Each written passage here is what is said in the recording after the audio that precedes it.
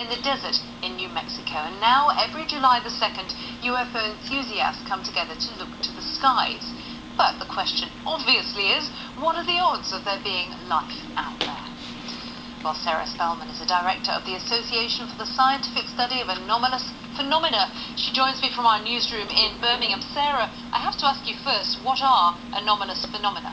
Anomalous phenomena are strange things that happen in the world that don't have an apparent explanation. So it could include UFOs, people reporting seeing ghosts, anything often called paranormal of that nature. And what kind of evidence are you looking at as you try to be impartial and assess this? The first thing we try to do within our organization is rule out any mundane causes. So if there's any way to look at the evidence and say, if it were a UFO, well, was it a Chinese lantern? Was it an unusual plane? Something like that. So first we rule out anything normal. Then what we're really interested in is that sort of small subset of cases where there's no clear explanation. And so we just go as far as we can with those to try to analyze what's really going on.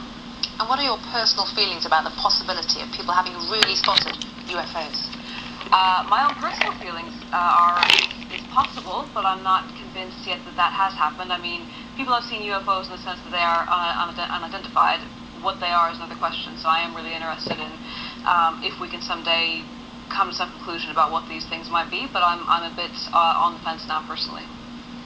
And as far as, surges in sightings go, do you think that's linked to what's happening in our culture? Whether it's, might be political like the space race, or might be something to do with the movies we're watching? Possibly, yeah. I mean, if you look sort of culturally and historically, there have been sort of flaps or waves of sightings associated with certain cultural things. Obviously, the UFO boom started sort of around the times before the space race became a big thing in the 20th century. So whenever there's an increase in sightings, we do need to look at what's going on culturally, whether that could be driving people to misidentify things or see certain things or just make more reported sightings that they wouldn't have reported in past years. So it's definitely a question worth asking, yeah. And just briefly, there may be, I suppose, many cases where it's actually military phenomenon that we're looking at. Yeah, it could be. I mean, it is. I think well known by now that the military does have certain things they're doing, and they don't always tell the public immediately what those are. So once people start seeing them before those projects are made public, that could account for certain UFO sightings as well. Certainly. Sarah Spellman in our Birmingham newsroom. Thanks a lot for joining us. Thank you.